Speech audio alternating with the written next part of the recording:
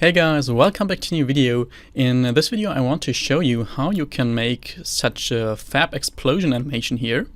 When we press on that, you can see it explodes, and from there on you can transition to another fragment or so. So what you do afterwards is up to you, but I will show you how you can make that animation because I think it looks pretty cool and some apps have that animation. So let's go into an empty Android Studio project. First of all, I want to enable view binding. So we go to our Gradle script build.gradle module app. And here I want to include build features. And that is view binding. And we set it to true. And click on sync now. So how will this animation work? So essentially we will have our floating action button that is just normally displayed, and we will have a circular view behind it that we don't see normally, but when we click on it, we hide the floating action button and we just play an animation of the view behind it, so the circular view that just scales in very strongly. So what we want to do is we want to go to our RAS folder, go to the drawable folder, and right-click new vector asset first for the icon of our floating action button. I will choose whatever here. I had this beautiful baby icon here. This one, baby changing. The best icon in whole Android Studio. Do you know that when you're desperately searching for a specific icon, something pretty normal like an error, and you just don't find it, they don't have it, but then they have such a baby changing station or whatever. I don't know, have you used that before? That would be cool, tell us in the comments. So whatever, we want to use that icon. Change the color to a white and click on next. And then we want to go again into our drawable folder and create a drawable resource. So that drawable resource will just be the shape of our circular view behind our floating action button. So new drawable resource file this time. And we will call this just circle. Press OK. We want to replace this selector with a shape attribute, so we can define our own shape. And here in this shape attribute, we can define the type of shape we have here. And we have an oval here. And here inside of this shape attribute, we can define a bunch of properties to just define how this shape looks like. We just have a normal circle here, so we only need to define a solid here, so the background color of that circle. So we define Android color, and I will choose this purple 500 here, which Android Studio already gives us by default, but you can of course choose anything you like here. It should be the same color of your floating action button. Now we have everything that we need to build our layout. So we go inside of our layout folder, activity main XML. I will go to the code tab here, remove this text view and replace it with a floating action button. This one. Define a layout width of wrap content and height as well. I will give it an ID of just FAB. We will change its source, so the icon, to our cool baby changing station. We will set the tint, so the color of that icon, and we need to make sure that it's app::tint. We set that to white, so yes, the icon is white.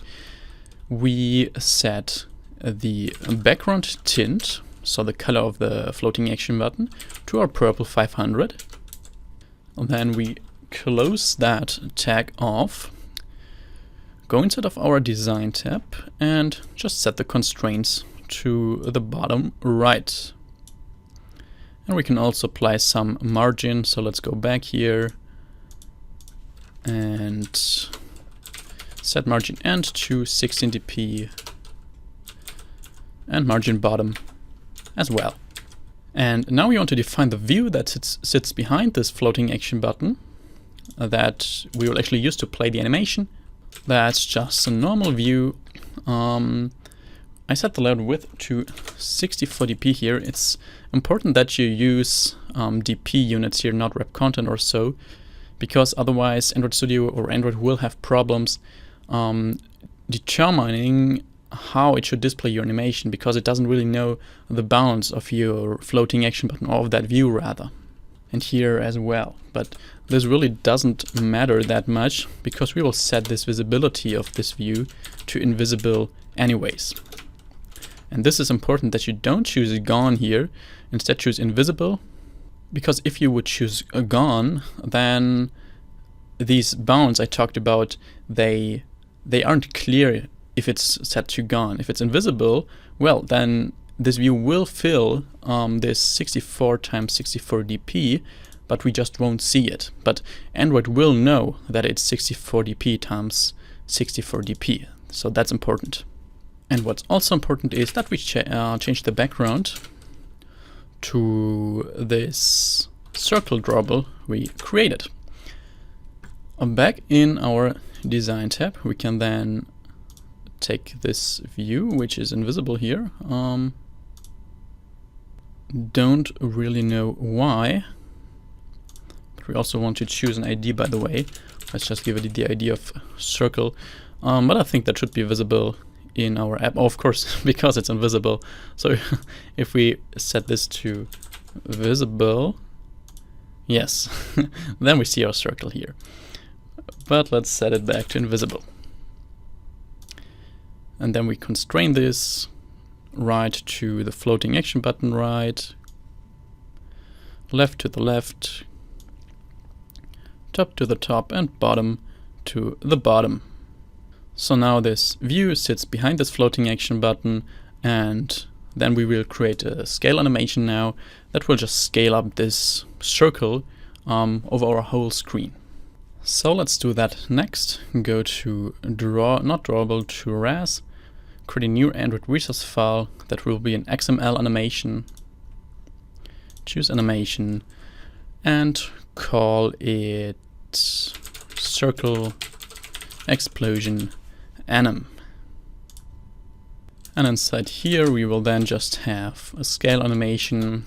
We can set the pivot of this circle so that it scales from its middle, so we set it to 50%, pivot Y as well, and we set from X scale, we scale it from 0%, from Y scale as well. And then to X scale, here we have to choose something really big now, because our circle is quite small here. And if we would choose 2 for the scale here, then it would just be twice as big as that. That wouldn't fill our whole screen. So I will choose something like 40 here, and to Y scale as well, like this. And now all we need to do is to play that animation when we click on our floating action button. And I will actually show you a cool extension function here that is very convenient to actually display animations. Creating a new file here called view extension. Select file, and inside here we will create a function that will extend view. So we can call that on any view and call it start animation. Here we can pass our animation, which is of type animation, and we want to pass an on animation end callback. So when that animation actually finished, we want to fire off this callback, this lambda function. So here on end, it's just an empty lambda function that doesn't return anything. And the reason I'm creating this extension function is because if we want to detect when this animation actually finished, so we can display more stuff in our scene, we need to have such an animation listener. So you will see animation.set animation listener, and here we have that interface. So object::animation listener, and in here press Ctrl+I to implement all those functions. You can see we have animation start, on animation end, and on animation repeat, but we're only interested in on animation end. We are rarely interested in start or repeat.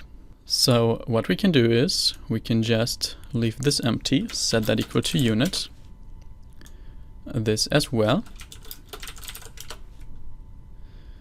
And in here we call on end. And then after that we make sure to call this dot start animation. So that is now the function of the view we call this on. This also has a function start animation, and we start our animation. And the last steps we need to do here are in our main activity.